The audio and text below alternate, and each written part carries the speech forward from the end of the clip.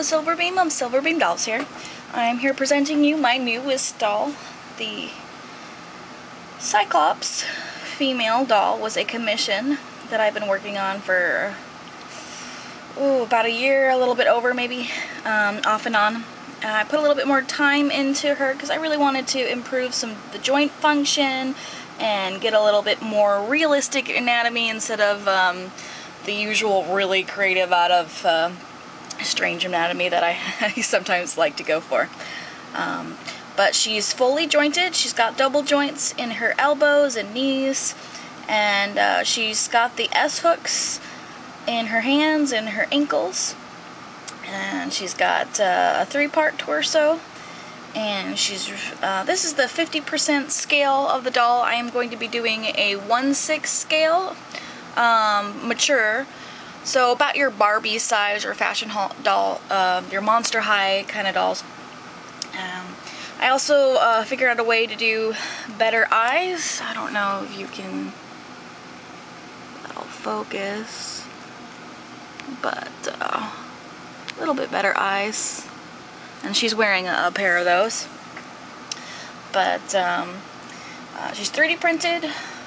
She's got a magnetic head cap right now, but I adjusted it so that it's just a regular inset, sort of a prong to hold it together. Just one less step, you know, to worry about. You can buy her online at my Shapeways shop directly from the 3D printers, and I'll still get a markup. And but then you'll need to make the S-hooks and string her yourself. Next time I get the doll, I will make a video on how to do all of that. You can see she can do her legs like so. And hold it very well. Good range in her ankles, and of course she can, unlike some dolls, they don't always get the well in the front of the legs so that she can sit up all the way. That's not a problem. I made sure to work on that so she can sit up straight. Double joints in her arms are really nice. She can, you know, touch her face, poke her eye out accidentally.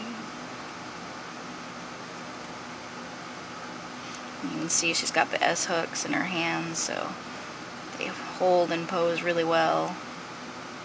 Of course, you can go all the way around. Head does pretty well. I think it'll do a little more if she's got a lot of eye putty in there. So it's interfering a little bit. And you can see her. She can lean forward quite a bit with her 3-part torso. She can lean to the side quite a lot. So she's done really. She's quite a nice step forward in progress for my dolls for me. So I'm quite happy with her, and I will likely do some different heads and maybe a little bit different, tweak the body type so I can get a couple of different body types and, you know, chest sizes.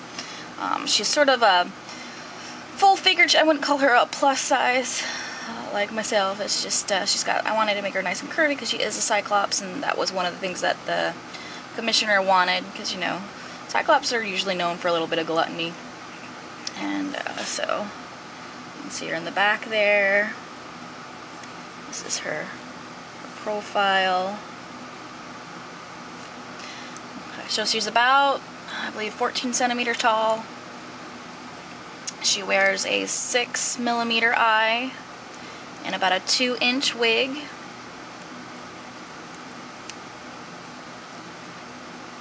And I will post all the links for more information and details below. But that is a quick look at her. The material is a nylon plastic. It's got a little tooth, it's a little porous. but it will do pastels really, really well. I don't recommend you spraying first unless you really need to, because this material as it is really works well on grabbing those pastels and getting good strong colors on them. It is a little harder to remove a face-up on these dolls than it is your smooth, you know, porcelain-like resin.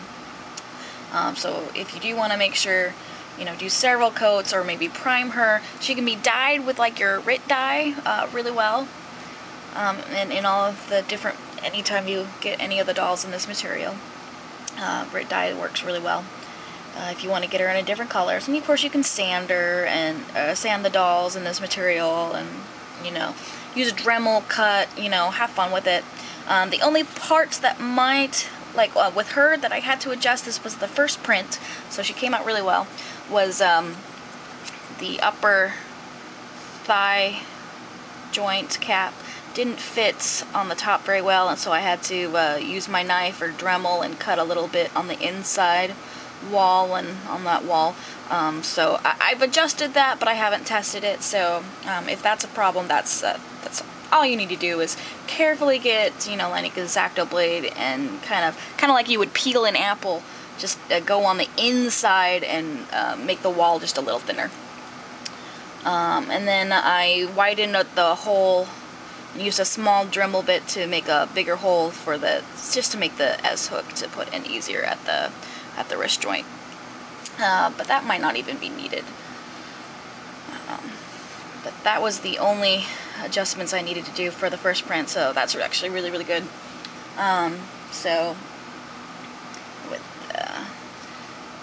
pretty easy to adjust and, you know, make modifications on this doll. So I hope you will enjoy her, and you know, feel free to get your own or ask me any questions below, and continue to follow my work. I've got Facebook, DeviantArt, different shops. I am also doing the ball jointed doll subscription boxes. That is pretty much my bread and butter right now, besides my shapeways shop and how I make a living.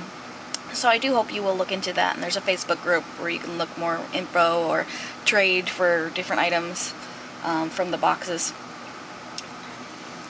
And then of course, so links below, and again, thanks everyone so much for supporting me and all that you do. I am very grateful, and I hope you will continue to enjoy your dolls and my work, and continue to support me in whatever way you can. And again, ask me any questions, comments below, and I hope you have a great dolly day.